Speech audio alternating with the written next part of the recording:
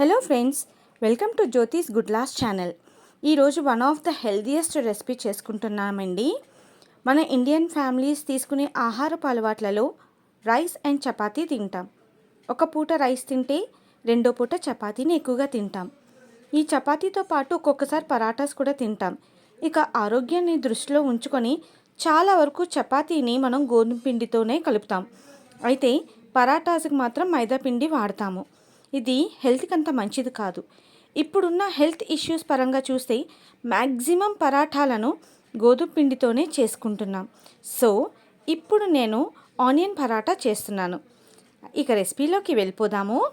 నేను పిండి కలుపుతూ ఇంగ్రీడియంట్స్ ఏమిటో ఒక్కొక్కటి చెప్తూ మీరు వీడియోని చూస్తూ వినేయండి మరి. ఓకేనా? సో రండి. నేను గోధుమ పిండి వాడాను. అయ్యయ్యో, చపాతీ పిండి ముద్ద కనిపించింది కదండి. నేను కూడా అవాక్ అయ్యాను. ఆ వీడియో క్లిప్పింగ్స్ ఏమైందని కాకెత్తుకుపోయింది. ఒక్కొక్కసారి వీడియో తీసే హడావిడిలో వీడియో ఆన్ చేయటం మర్చిపోతామండి. అంతే, ఇలాంటివన్నీ కామన్. 3 కప్పులు గోధుమ పిండిలో 2 స్పూన్ల నెయ్యి, తగినంత సాల్ట్, నీళ్ళతో శుభ్రంగా చపాతీ పిండిని కలుపుకోండి. ఓకేనా? నేను చూపిస్తున్న విధంగాను. So resting ఉంచేద్దాం. ఒక 15 నిమిషాలు పక్కన పెట్టేద్దాం. ఇంకా స్టఫింగ్కి రెడీ చేద్దాం. 2 ఉల్లిపాయలు పెద్దవి ఇలా తరుక్కొని ఉంచుకోండి. పచ్చిమిర్చి, ఒక పచ్చిమిర్చి సరిపోతుంది. అండ్ 2 స్పూన్ల కొత్తిమీర. ఇప్పుడు ఇవన్నీ కూడా బాగా మిక్స్ చేసేసుకుందాము. నెక్స్ట్ ఇప్పుడు తగినంత గరం మసాలా,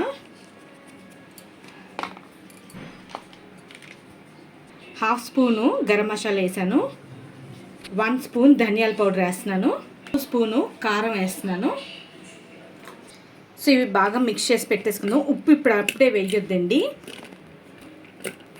ఇప్పుడు వేయాలో చెప్తాను నేను. సో ఇవన్నీ జాగ్రత్తగా కలిపేసుకొని పక్కన పెట్టేసుకుందాము. పరాటా స్టఫింగ్ కోసం అన్నీ తరిగేలోపు కలిపిన గోధుమ పిండి నానిందండి. చూస్తున్నారు కదా వీడియోలో, ఇలా ఉండాలి. తర్వాత పిండి ముద్దను మళ్ళీ ఒక్కసారి బాగా మర్దన చేయండి. అయితే పిండిని కంపల్సరిగా కాసేపు కనీసం ఒక పావు గంట అయినా రెస్టింగ్లో ఉంచాలి. తర్వాత చిన్న చిన్న ఉండలుగా చేసుకోవాలి. మనం చేసే పరాటా సైజుని బట్టి ఉండలు తీసుకోండి. ఇలా బాల్స్ అన్నీ చేసుకొని రెడీగా చేసుకుందాం. నాకు ఇక్కడ 3 కప్పుల పిండికి 6 ఉండలు వచ్చాయి. తర్వాత మనం ఆనియన్ స్టఫింగ్ ఏదైతే ఉందో అది చూసారు కదా, ఇందాక ప్రిపేర్ చేసుకున్నాం కదా, దానిలో ఇప్పుడు 1 ఇంచ్ సన్నగా తరిగిన అల్లం ముక్కలు, కాస్త ఉప్పు వేసి బాగా కలపాలి. స్టఫింగ్ ఒకసారి చూడండి. ఉల్లిపాయ ముక్కల నుంచి నీళ్ళు అస్సలు రాలేదు. ఎంత పొడి పొడిగా ఉందో. తడిగా ఉంటే పరాటా ఒత్తేటప్పుడు కష్టమవుతుంది మనకి. ఇక మన ఉల్లి స్టఫ్ కూడా రెడీ అయిపోయింది. సో ఇంక ఇప్పుడు మనం బాగా కలిపేసుకొని ఒకసారి దీన్ని మొత్తం మసాలాలన్నీ కూడా పట్టేలేవో ఉల్లి దీనికి తరుకు చూసుకొని పక్కన పెట్టుకుందాం. ఇంకా మన ఒత్తుకునే పీట ఉంటుంది కదా, అది తీసుకుందాము. ఇప్పుడు పీట మీదన కాస్త పొడిపిండి జల్లుకొని ఒక్కసారి ఉండని ఒత్తుకోవాలి. ఓకేనా? ముందు వీడియోలో చూపిస్తున్న విధంగా ఎలా ఒత్తాలంటే ఫస్ట్ చివరి నుంచి ఒత్తుకోండి. ఇంకనే సెంటర్లో ఎక్కువ ఒత్తకండి. తర్వాత మనం చేసిన ఉల్లిపాయ స్టఫింగ్ ఉంది కదా, అది మధ్యలో ఒక 2 స్పూన్స్ వరకు ఫిల్లింగ్ పెట్టండి.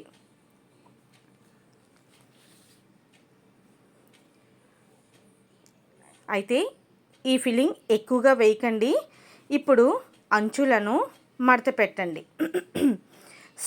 స్టఫింగ్ బయటకు రాకుండా ఉండాలి మడత పెట్టేటప్పుడు. ఇక ఒక్కొక్కరు ఇష్టమండి మడతలు, తెలుసు కదా. ఒకరు ట్రయాంగిల్ షేప్లో పెడతారు, ఒకరు స్క్వేర్గా పెడతారు, ఒకరు రౌండ్గా చేసుకుంటారు. ఎవరి ఇష్టం వాళ్ళది.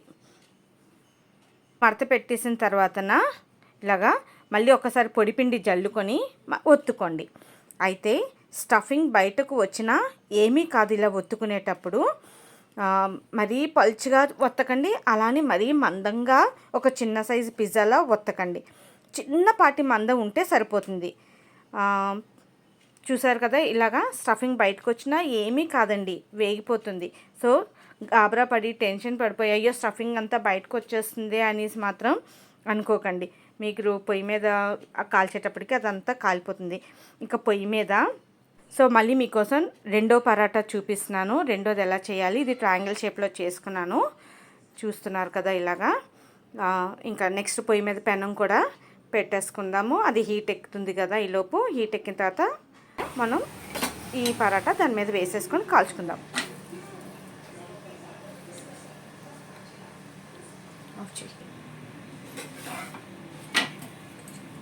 చూసారు కదా. ఇప్పుడు మీ ఇష్టం, ఆయిల్ కానీ ఘీ కానీ ఏది ఉంటే అది వేసుకోండి. కుకింగ్ ఆయిల్ వేసుకోండి, లేదంటే ఘీ వేసుకోండి. రెండో పక్క కాల్నిద్దాము.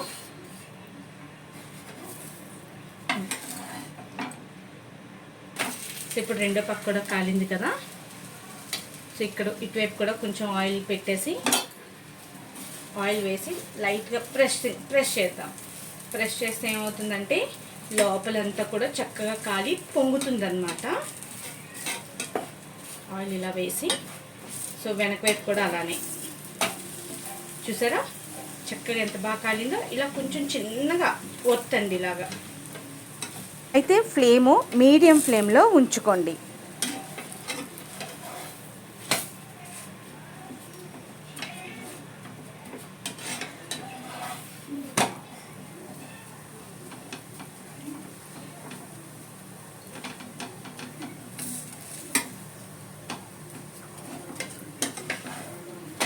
చూసారా చక్కగా కాలింది మొత్తం అంతా కూడా. ఇప్పుడు ఇన్కేస్ ఎక్కడైనా అంచుల్లో కాలకపోతే ఇలా జస్ట్ లాగి ఈ అంచులు ఒకసారి కాల్చుకోండి.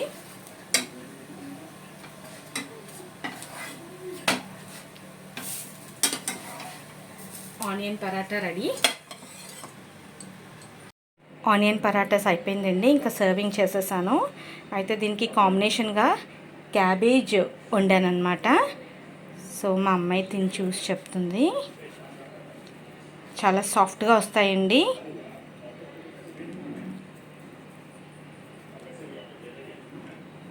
మనం నైట్ డిన్నర్కి చక్కగా చేసుకొని తినేయచ్చు ఇలాంటివి.